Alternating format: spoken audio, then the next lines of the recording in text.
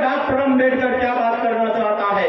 हमारे देश में इतना लफड़ा नहीं है, हमारे देश में इतना बड़ा डेवलपमेंट है, इतना बड़ा इंफ्रास्ट्रक्चर है, इतनी बड़ी योजना पे काम चल रहा है, फिर भी हमारे पास 18 घंटे का कॉन्सेप्ट नहीं है। अरे भारत की जमीन पर तो जानवरों की तरह गरीबों की खोज ढूंढती है, तो डॉक्टर अम्बेडकर 18 घंटा क्या बोलना चाहता है। जब ब्रिटिश पार्लियामेंट में बाबा साहब डॉक्टर अम्बेडकर बोलना शुरू किए तो अंग्रेजों के कान की गिट्टी निकल गई, उनके कानों के पर्दे फट गए। इस देश के अंदर भारत की जमीन पर भगवान के नाम पर इस देश के गरीबों को लूटा गया है। वो लूट कौन सी थी आप लोगों को पता नहीं चलने दिया। इस देश के सोना चांदी पीतल लोहे तांबे स्टील सस्ते पर कब्जा हुआ, इस देश की नदियों के मीठे पानी पर कब्जा हुआ, इस देश की नदियों पर महानगर बसाए गए, इस देश के अंदर खदानों में से निकलने वाले खनिज का उपयोग करके इस देश के अंदर एरोप्लेन बनाए गए और इस देश से सुई से एरोप्लेन का निर्माण करने वाले लोगों को ये कहते रहे कि इस देश में तुमने तो पिछले जन्मों में बुरे कर्म किए हैं, इसलिए तुम्हें गरीब, भगवान ने तुम्हें गरीब बनाया है। तो बाबा साहब डॉक्टर अम्बेडकर ने काम किया कि ये लोग देश की धरती पर पिछले 4000 साल से गुलाम बने हुए हैं। अगर इन लोगों को मानवीय अधिकार देकर और जीवन में आगे बढ़ने के रास्ते इख्तियार होते हैं तो मैं समझता हूँ अंग्रेजों का इस देश की बात सुनने का मेरे साथ सहयोग मिल सकता है। तब अंग्रेजों ने देखा कि इस देश में भारत की सरजमीन पर वास्तविकता क्या है। एक तरफ महात्मा गांधी कहता है कि मेरे भारत में कोई समस्या नहीं है, तुम्हें कोई इंटरफेयर करने की जरूरत नहीं है। तो ये समझ में पड़ने के बाद में अंग्रेजों ने सोचा ये क्या मामला है, तो अंग्रेजों ने एक साइमन कमीशन कमेटी बनाकर भारत की जमीन पर भेजने का काम किया। आप लोगों को पता होना चाहिए तुम्हारी दुर्दशा की जांच करने के लिए जब साइमन कमीशन भारत की जमीन पर आए तो जमीन पर लाहौर की धरती पर ये गांधी एंड कंपनी के लोगों ने साइमन देश गो के नारे लगाकर साइमन का विरोध करने का काम किया कि जैसे आए हो वैसे वापिस चले जाओ, तुम्हें कुछ यहाँ जांच करने की जरूरत नहीं है। लेकिन तुम्हारे पास सौभाग्य था कि तुम्हारा प्रतिनिधित्व करने वाला इंसान भारत में भी नहीं पूरे वर्ल्ड के अंदर इतना बड़ा इंटेलेक्चुअल था, इतना बड़ा स्कॉलर था जिसने इस देश के नहीं 400 देशों के कॉन्स्टिट्यूशन पढ़ रखे थे। तो बाबा साहब डॉक्टर अम्बेडकर ने साइमन कमीशन का स्वागत करके उस लाहौर जम्मू कश्मीर से कन्याकुमारी तक घुमाने का काम किया। जब तालाब पे इस देश के गरीब और नीची जाति के लोगों को ले जाकर पानी पीने का कहा तो उस तालाब के पहरेदारों की तलवारें खिंच गई, तुम पानी छू नहीं सकते, अगर पानी छुआ तो इस तालाब का पानी गंदा हो जाएगा। फिर साइमन कमीशन के साथ बाबा साहब डॉक्टर अम्बेडकर एक कुत्ता लेकर के आए और उसको मरे हुए गंदे पशु का मांस गिराकर उस तालाब पे छोड़ा। उस कुत्ते ने उस तालाब में पानी पिया, उस तालाब में पेशाब किया, उस तालाब में लेट नहीं किया, लेकिन वो तालाब का पानी गंदा नहीं हुआ। तब साइमन कमीशन ने इस देश के अंदर तुम्हारी रिपोर्ट में लिखा कि वास्तव में इन लोगों के साथ सामाजिक भेदभाव होता है। फिर बाबा साहब डॉक्टर अम्बेडकर काला राम मंदिर में गए तो इनको प्रवेश निषेध करवा दिया। जब काला राम मंदिर में जिन भगवान की संतानें बताते हो, जिन भगवान को अच्छा बुरा बनाने का बताते हो, तो इनको दर्शन क्यों नहीं करने देते। तो साइमन कमीशन के सामने पुजारी ने बोला कि ये लोग नीची जाति के हैं। इस तरह का रिपोर्ट तैयार होने के बाद में जब दूसरे तीसरे राउंड टेबल कॉन्फ्रेंस में साइमन कमीशन का रिपोर्ट पहुंचा तो अंग्रेजों को पता लगा कि इस देश में सामाजिक व्यवस्था खराब है, इसको ठीक करने के लिए और इन लोगों को ऊपर उठाने के लिए इनको अधिकार देना पड़ेगा।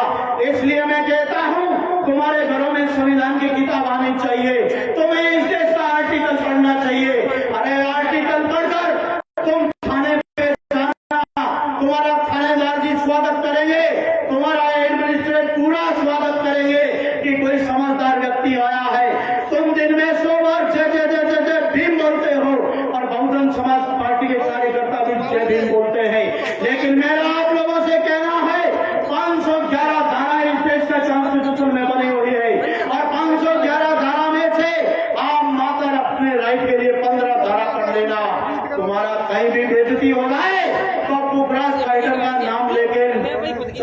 कोई बात नहीं, लेकिन तुम्हें पढ़ना पड़ेगा। ये मैं आपको क्यों कहना चाहता हूँ, आप लोग इस देश के रहने वाले हो, गाड़ी आप लोगों की है, देश अपना है, सड़कें अपनी है, फिर भी टोल नाके वाला नाका डाल देता है पैसा, क्योंकि तुम इस देश का कानून नहीं जानते हो। अरे आप लोग उधर देखो, जो अंग्रेजों की खूबसूरत फिल्म हीरोइन से भी ज्यादा खूबसूरत लड़कियां आपके देश में आती है, और इस देश की धरती पर वो गोरी चिटी अंग्रेजों की खूबसूरत लड़कियां जब भारत की जमीन पर, चाहे वो हरियाणा, पंजाब, चंडीगढ़ हो, चाहे वो कश्मीर हो, चाहे गुजरात, महाराष्ट्र, केरला, कर्नाटक हो, चाहे वो उड़ीसा, बिहार हो, चाहे यूपी, एमपी हो, अकेली आराम से सैंडो, बनियान और चड्डी पहन के भी घूम सकती है। उनका यहाँ बलात्कार नहीं होता, क्योंकि वो देश की धरती पर कदम रखने से पहले इंडिया का कॉन्स्टिट्यूशन, इंडिया का संविधान हाथ में लेती है, और अपने महिला सुरक्षा को लेकर के वो सारे आर्टिकल पढ़ करके चलती है। कोई भी उनकी इंक्वायरी के अंदर यहाँ का एडवोकेट रोड़ा नहीं अटका सकता। यहाँ उनकी एफआईआर पर कभी एफआईआर नहीं लगता है, उनकी एफआईआर को लिमिटेड टाइम पीरियड में चालान करना पड़ता है। अरे तुम इस देश के रहवासी हो, तुम्हारे मुकदमा को इस देश में चालान नहीं मिलता है, तुम्हारा 50% या 70% मुकदमों पर एफआईआर लग जाता है। ऐसा क्यों होता है? क्योंकि इस देश के अंदर तुम लोग आर्टिकल नहीं जानते हो। अरे जीना हो तो ऐसे जियो कि इस देश के अंदर डॉक्टर अम्बेडकर ने कहा था, बकरे बनकर जिए अगर तुम यहाँ तो एक दिन बलि की बेदी पे चढ़ जाओगे, क्यों मुफ्त में गला कटाते हो? शहर बनाने का वादा करो, बांध लो सर पे कफन साथियों, राज अपना बनाने का वादा करो। अगर आप लोग इस देश में इन पूंजीपतियों को, पैसे वाले लोगों को देख रहे हो, आप कभी एयरपोर्ट पर जाकर के देखना, इन काले पीले लोगों के देश में इतने गोरे लोग रहते हैं, और जब वो एरोप्लेन के एयर कंडीशन से और एयरपोर्ट की एयर कंडीशन से बाहर निकलते हैं तो उनके आगे एयर कंडीशन की गाड़ी खड़ी रहती है, और तुम लोग इस देश की सड़कों पर और कच्चे रास्तों पर और कीचड़ वाले रास्तों पर पैदल चलकर अपना पसीना निकालते हो, फिर भी तुम्हारी इस देश में कोई सुनने वाला नहीं है, और तुम लोग 24 घंटों में से 18-18 घंटा मेहनत करते हो। तुम्हारे घर पे एसी नहीं लगा हुआ है, कूलर नहीं लगा हुआ है, तुम्हारे बच्चे हाई प्रोफेशनल स्कूल में नहीं पढ़ते हैं, कोई प्रोफेशनल एजुकेशन नहीं करते हैं, आर्ट्स का सब्जेक्ट पढ़ते हैं। आर्ट्स के सब्जेक्ट पढ़ने वाले को 40 साल पढ़ाई में लगता है, उसको नौकरी आराम से नहीं मिल सकती। अगर तुम इस देश में कामयाब होना चाहते हो तो तुम्हें इस देश की सत्ता पर कब्जा करना पड़ेगा, और अपने बच्चों को इस देश में MBBS पढ़ाना पड़ेगा, कॉमर्स पढ़ाना पड़ेगा, लॉ पढ़ाना पड़ेगा, इस देश में बिजनेस मैनेजमेंट के कोर्स कराने पड़ेंगे, इस देश में फिल्म इंडस्ट्री के लिए कोर्स कराने पड़ेंगे, जिनका 50 लाख से करोड़ों के डोनेशन है। इसलिए आप लोग इस देश में इस बोर्ड की ताकत को समझना पड़ेगा। बहुजन समाज पार्टी तो आज चुनाव से पहले तुम्हारे घर पर आकर के ये कहना चाहती है कि तुम अपने बोर्ड को सुरक्षित करो, और मात्र 15 दिन चुनाव से पहले कांग्रेस और भारतीय जनता पार्टी के लोग आएंगे, वो लोग आकर के आपकी वोट लूटने का काम करेंगे, और आपको पता ही नहीं चलेगा, क्योंकि वो ऐसी चक्का कौन पैदा कर देंगे, कहीं सब्जी पूरी कचौड़ी का टेंट लगा देंगे, और कहीं कौवे बांटने के लिए गाड़ियां लगा देंगे, और तुम्हारी दीवारों पे नारा लगा देंगे, जो पिलाएगा देसी उसकी वोट कैसी, जो पिलाएगा रम उसकी वोट कम, जो पिलाएगा विस्की सारी वोट उसकी, और तुम ये कौवा लेकर उनकी गाड़ियों के पीछे दौड़ने का काम करेंगे। और अपने इन कौवों में दारू नहीं है, शराब नहीं है, आने वाली नस्लों का खून है।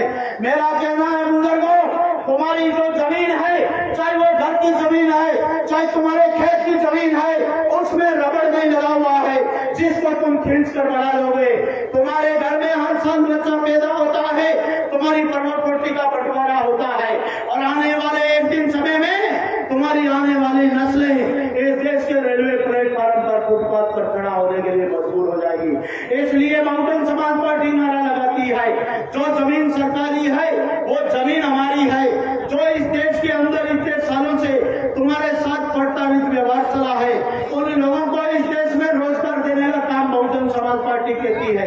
कभी तो भारतीय जनता पार्टी मात्र 2 करोड़ लोगों को योजना रोजगार देने की बात करती है, कभी ये 20,000 की वैकेंसी निकालते हैं, कभी ये 2 लाख की वैकेंसी निकालते हैं। और मेरा कहना है इस देश में 70 करोड़ युवा आज के दिन बेरोजगार हैं।